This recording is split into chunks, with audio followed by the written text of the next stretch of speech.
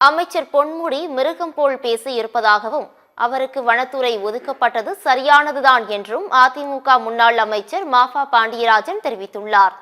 விருதுநகர் மாவட்டம் அருப்புக்கோட்டையில் நீட் தேர்வால் உயிரிழந்த மாணவர்களுக்கு அதிமுக மாணவர் அணி சார்பில் மெழுகுவர்த்தி ஏந்தி அஞ்சலி செலுத்தும் நிகழ்ச்சி நடைபெற்றது.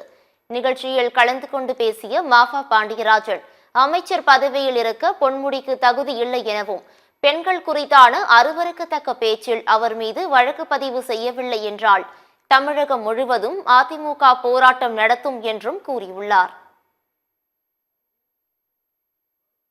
இந்த மாதிரி ஒரு மனிதர் பேசிட்டு, மனிதன் கூட கிடையாது, மிருகம் பேசிட்டு ஒரு சமுதாயத்தை மட்டுமே அசிங்கப்படுத்தல, பெண் சமுதாயத்தையே இழிவுபடுத்துற மாதிரி ஓபன் மேடையில ஒரு முறை இல்ல, இருமுறை இல்ல, பலமுறை பேசிட்டார் அமைச்சர். ஆனாலும் இன்னும் அந்த அமைச்சர் மேல அவருக்கு வனத்துறை சரியான துறை தான், மிருகங்கள் இருக்கக்கூடிய துறை தான். ஆனாலும் எந்த அமைச்சராகவும் அவர் இருக்கக்கூடாதுன்றது தமிழக மக்களுடைய ஒட்டுமொத்த கோரிக்கை.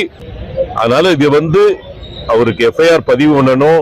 பதிவு பண்ணலைன்னா 2 நாட்களுக்குள்ள சாத்தூர்ல மிகப்பெரிய ஆர்ப்பாட்டம் நடந்ததோ அது மாதிரி தமிழ்நாட்டுல ஒவ்வொரு இடத்துலயும் ஆர்ப்பாட்டம் நடக்கும்.